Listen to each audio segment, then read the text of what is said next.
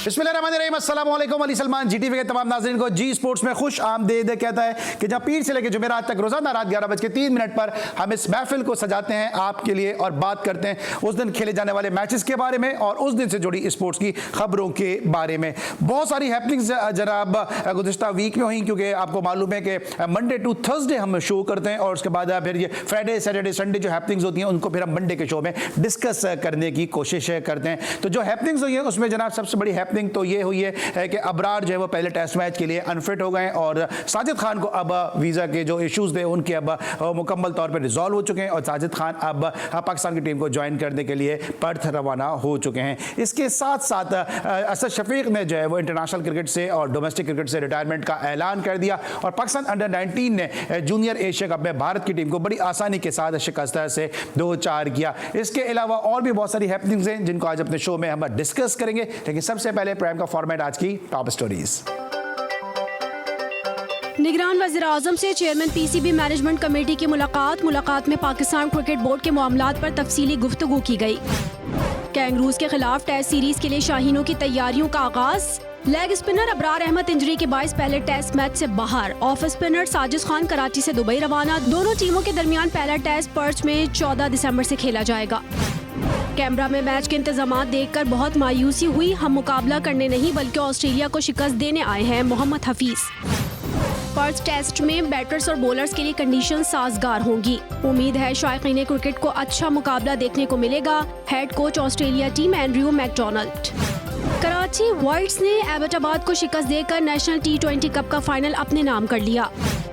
Test cricketer Asad Shafiq ने international और domestic cricket से रिटायरमेंट का ऐलान कर दिया।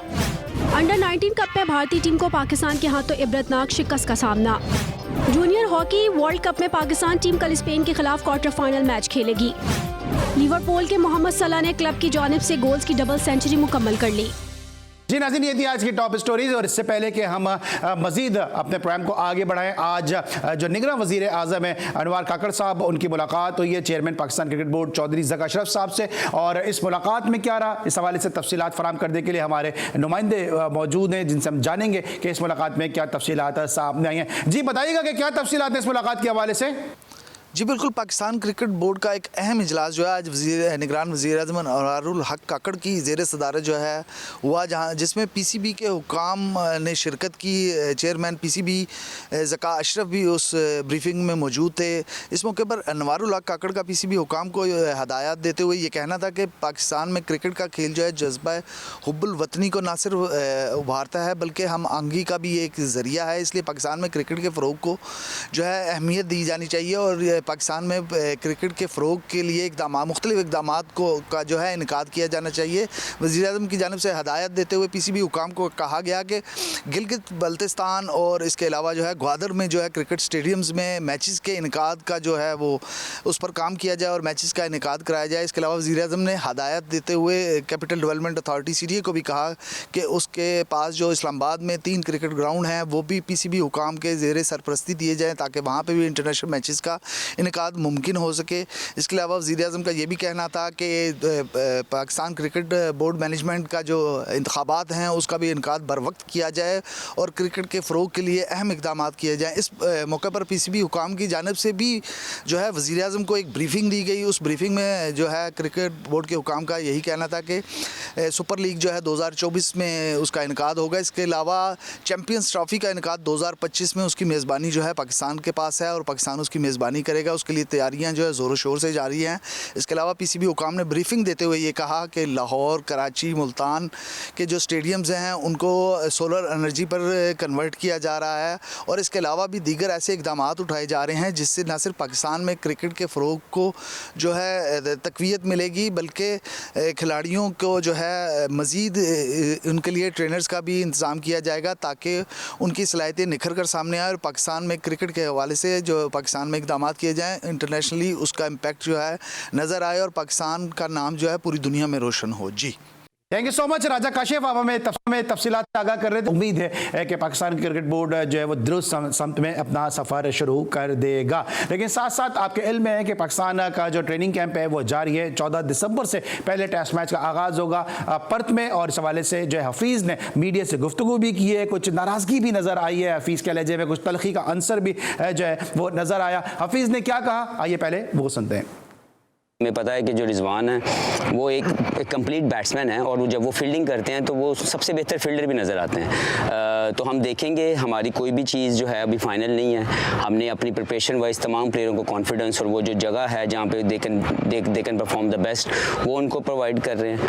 और एज ए टीम हर जो प्लेयर है वो इस चैलेंज को लेने के लिए एक्साइटेड है। तो ये मुझे जो सबसे ज़्यादा अच्छी चीज़ लगी वो ये है कि जो प्लेयर यहाँ पर जितने भी मौजूद हैं वो इस चैलेंज को लेने के लिए तैयार हैं कि वो यहाँ पे परफॉर्म करना चाहते हैं। मेरे लिए तो शान को एज ए कैप्टन देखना कोई सरप्राइज़ नहीं है, बिकॉज वो एक बेहतरीन प्लेयर भी है और एज ए लीडर वो इस टीम को लेकर चल रहा है। बहुत ही शानदार कॉम्पोजिशन है उसकी प्लेयरों के साथ, बहुत ही अच्छा रिलेशनशिप है, और उसका जो एक्सपीरियंस है एज ए कैप्टन जो उसने लर्न किया है over the years, specially the couple off season he played in county, वहाँ पे उसका जो मैनेजमेंट स्किल्स हैं वो और ज़्यादा शाइन हुए हुए हैं। सो फार कोई ऐसी नई चीज़ हम नहीं यहाँ पे ऑब्जर्व कर रहे जहाँ पे कोई नया कप्तान है या नई मैनेजमेंट है। जो मेजर पार्ट हो ये है कि एक कॉन्फिडेंट जो है वो यूनिट है जो यहाँ पे मौजूद है, और हम सब लोग मिलके एक यूनिट की तरह खेलने की कोशिश कर रहे हैं, और Shan is playing his role very well. Ibrar obviously have done a great job over the years, जो उसने पिछले पूरे साल में टेस्ट क्रिकेट खेली है, बड़ा इंपैक्टफुल बॉलर है, लेकिन इंजरी कंट्रोल नहीं की जा सकती, ये हुआ है, लेकिन हमारे पास उसके अलावा भी पूरा बैकअप, पूरा प्लान जो है हमारे पास मौजूद है। और वो जो मैंने पहले बात की कि जब आप चैलेंज के लिए इंतज़ार कर रहे होते हैं और आप उसकी एक्साइटमेंट के अंदर होते हैं तो उसमें किसी को भी रोल मिलेगा। ये थी आज जो गुफ्तगू की है उसकी तफसीलात मोहम्मद हफीज़ ने मीडिया से जो बात की है उसकी तफसीलात आपने देख ली हैं। इस वक्त हम लेंगे ब्रेक, और जब ब्रेक के बाद वापस आएंगे तो हमारे साथ मौजूद होंगे पाकिस्तान के former test cricketer Asad Shafiq, जिन्होंने कल इंटरनेशनल और डोमेस्टिक क्रिकेट से रिटायरमेंट का ऐलान कर दिया। अब वो बतौर सेलेक्टर जो है वो पाकिस्तान क्रिकेट बोर्ड को ज्वाइन करने के लिए जा रहे हैं। मिलते एक छोटे से ब्रेक के बाद।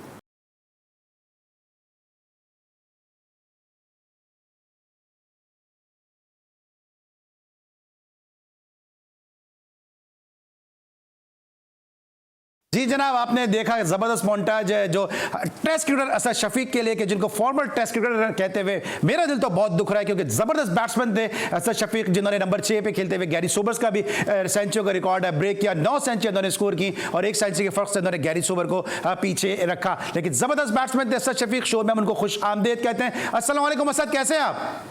वालेकुम अस्सलाम, मैं ठीक ठाक। अली भाई आप कैसे हैं? मैं बिल्कुल ठीक हूँ असद। इससे पहले कि हम आपसे गुफ्तगू का आगाज करें, सबसे पहले एक नजर डालेंगे आपकी टेस्ट प्रोफाइल पे कि किस तरह से असद शफीक का जबरदस्त क्रिकेटिंग कैरियर रहा। 77 टेस्ट मैचेस के लिए 4660 रन स्कोर किए, 38.19 का जो उनका एवरेज रहा, 12 उनकी सेंचुरियां थी, 27 उनके निफ्ट सेंचुरियां थी। तो जबरदस्त असद शफीक का ये टेस्ट कैरियर रहा, जिस पर आपके सामने स्क्रीन पे भी मौजूद है। जी असद, ये बताएं कि ये जो 24 घंटे गुजरे रिटायरमेंट के बाद से लेके अब तक, ये कैसे गुजरे असद शफीक के?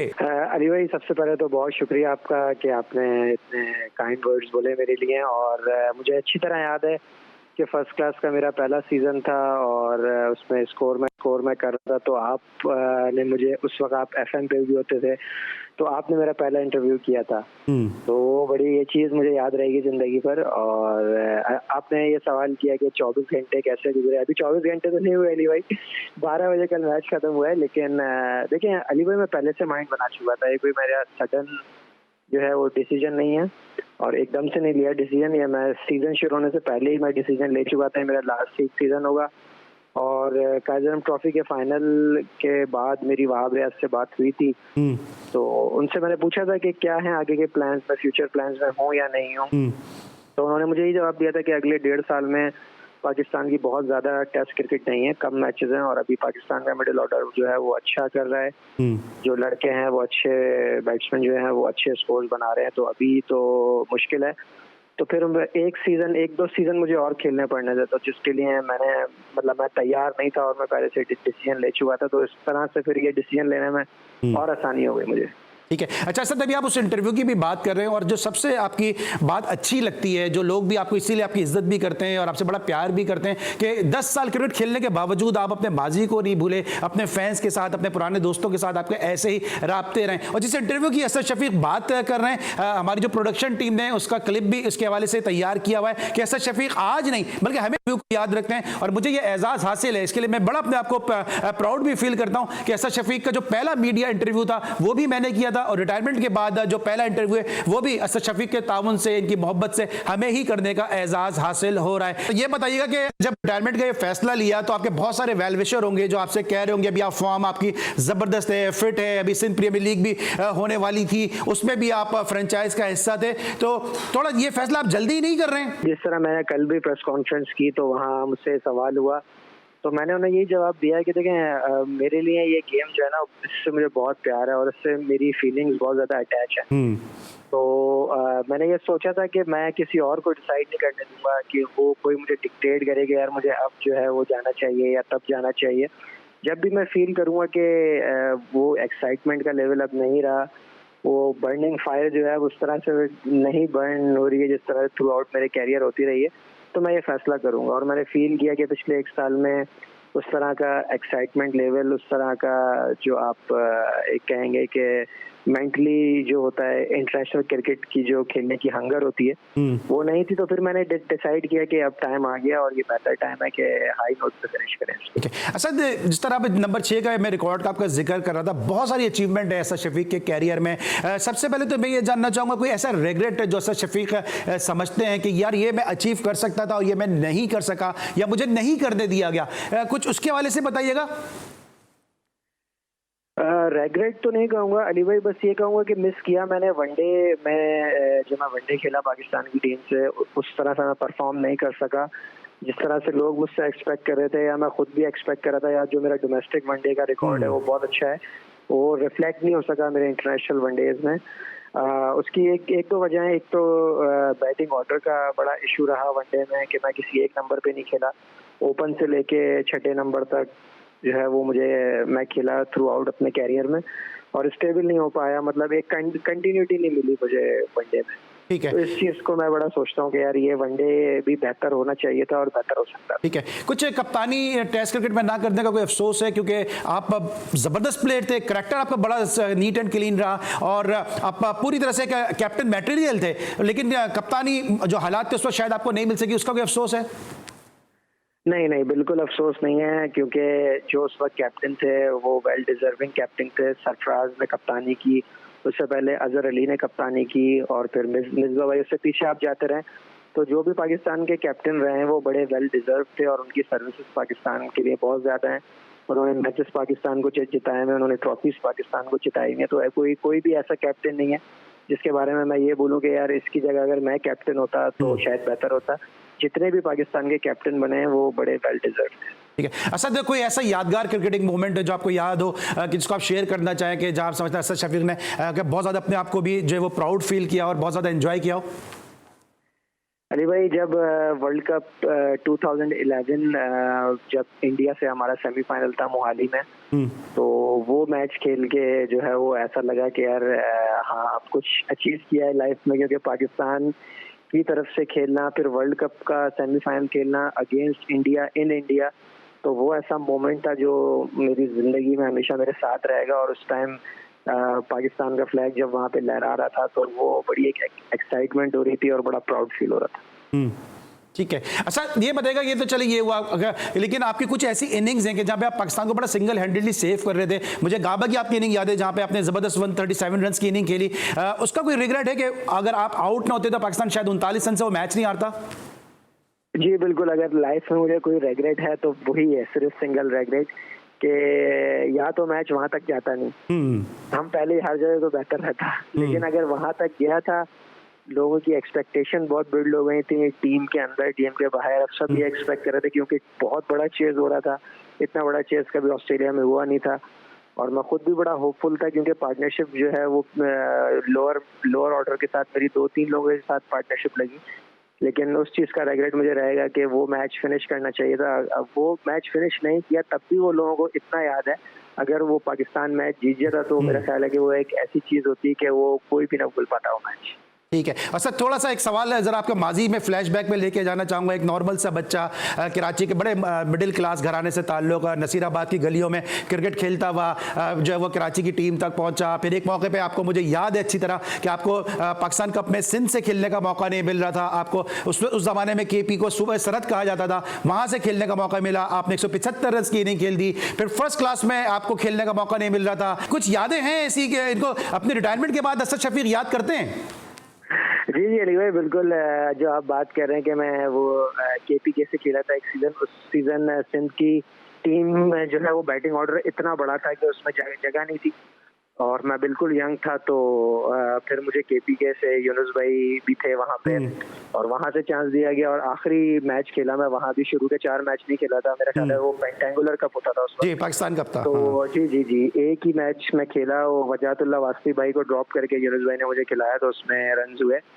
तो वो एक चीज़ जो है वो बिल्कुल ऐसी है। और आप डेब्यू की बात कर रहे हैं कि डेब्यू बिल्कुल ऐसा ही था।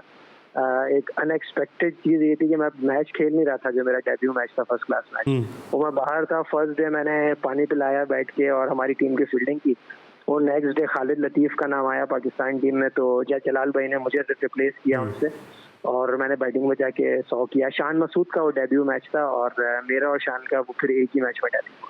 ठीक है। अब ये बताइएगा कि आप बड़े ज़बरदस्त नोट पे आपका डोमेस्टिक कैरियर खत्म हुआ, T20 आपने जीता।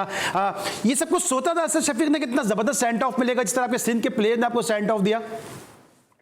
अली भाई थोड़ी बहुत तो था मुझे आइडिया, क्योंकि कराची के लिए तो मतलब पिछले 15-16 साल से कराची के लिए जो है वो खेल रहे हैं और एक मेरे लिए प्राउड है ये बात। ये भी जब भी मैं सोचता हूँ बात कि अपने शहर को इतने साल तक रिप्रेजेंट करना, ये बड़ा प्राउड एक फीलिंग होती है। तो मुझे थोड़ा बहुत आइडिया था, लेकिन उस पर आइसिंग ऑन द केक आप ये कह लेंगे हम मैच जीत गए और फिर जो है वो एक ऐसा माहौल बन गया, सब लड़कों को पता भी था मेरा आखिरी मैच है, तो वो सब की फीलिंग्स भी थी और वो सब चीज़ें मिक्स होके एक बड़ा अच्छा एनवायरनमेंट बन गया। तो वो बड़ा बहुत मज़ा आया कल, बहुत मज़ा आया। बिल्कुल ज़बरदस्त नोट पे असद शफीक का कैरियर खत्म हुआ। असद ये बताएं, आपकी जो अगला डेस्टिनेशन है वो है सिलेक्शन कमेटी। अब आपने पूरा डोमेस्टिक सीजन भी देखा हुआ है, तो अब जो नौजवानों में आप खुद भी क्रिकेटर रहे हैं और कई बार आप भी इस बात का शिकार रहे हैं कि डोमेस्टिक के परफॉर्मर को पाकिस्तान की टीम में जगह नहीं मिल पाती है। असद शफीक की सूरत में प्लेयर्स को तो शायद इतनी जो है वो उम्मीद हो ना, लेकिन मैं आपको जितना जानता हूँ मुझे बड़ी उम्मीद है कि आपकी सूरत में लोगों को एक उम्मीद की, एक प्लेयर को एक उम्मीद की एक किरण नजर आ रही है। देखें अली भाई, अभी तक तो वो शुरू हुआ नहीं है। जो आप सिलेक्शन कमेटी की बात कर रहे हैं वो मैंने फर्स्ट से ज्वाइन करना है, तो कॉन्ट्रैक्ट भी अभी मैंने जो है वो पूरा पढ़ा नहीं है, क्योंकि आपको होता है बैक टू बैक मैचेस थे हमारे 2020 के।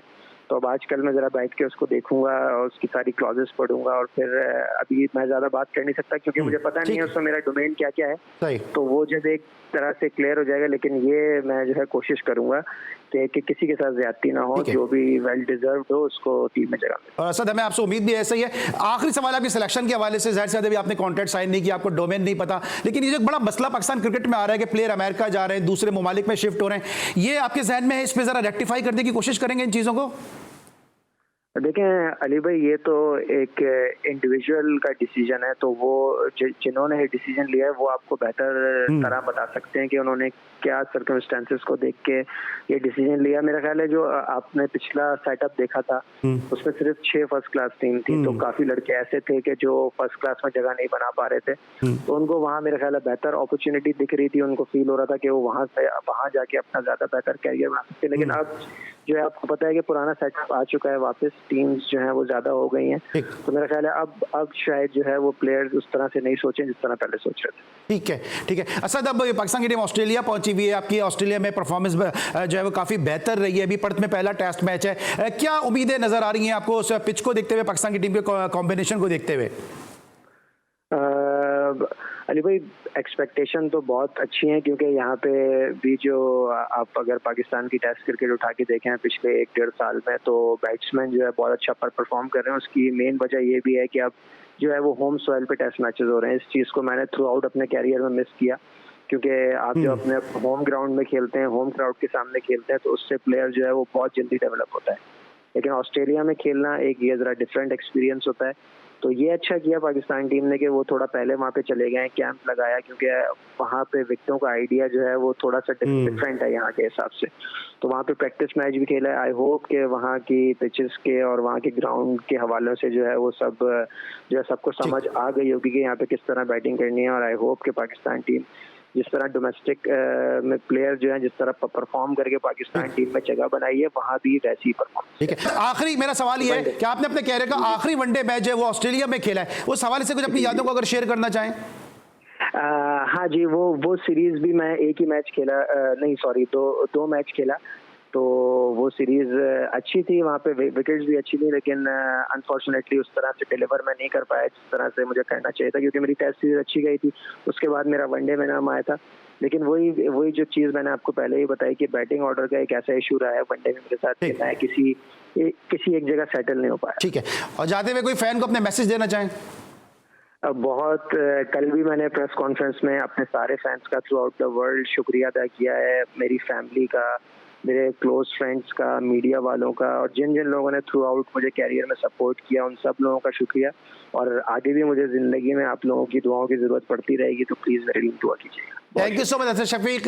और असद शफीक हमारे साथ गुफ्तगू कर रहे थे अपने कैरियर के हवाले से, अपनी जर्नी के हवाले से जो इन्फो दे थे, उनके अपना जो है वो उसको अपनी यादों को हमारे साथ शेयर कर रहे थे। और एक दफ़ा फिर मैं कहूँगा असद शफीक जैसे प्लेयर की पाकिस्तान को बहुत ज़रूरत थी, लेकिन चूँकि अब इन्होंने अपने लिए एक नया रोल जो है वो मुंतखब कर लिया, तो उम्मीद है कि इस नए रोल में भी असद शफीक अपने क्रिकेटिंग कैरियर की तरह कामयाब साबित होंगे। हम इंतहाई मशकूर हैं पाकिस्तान क्रिकेट बोर्ड के मीडिया डिपार्टमेंट के आलिया रशीद साहबा के, जिन्होंने इस इंटरव्यू को हमारे लिए मुमकिन बनाया, और असद शफीक के इंतहाई मशकूर हैं कि जिन्होंने सबसे पहले जो है वो जी स्पोर्ट्स को अपने रिटायरमेंट के बाद इंटरव्यू दिया। इस वक्त लेंगे हम एक ब्रेक, और जब ब्रेक के बाद वापस आएंगे तो हमारे साथ मौजूद होंगे ट्विंकल ट्विंकल लिटिल स्टार अजान ओवैस, जिनसे हम जानेंगे इंडिया के खिलाफ उनकी जबरदस्त सेंचुरी और पाकिस्तान की टीम की बड़ी जबरदस्त कामयाबी के बारे में। मिलते हैं एक छोटे से ब्रेक के बाद।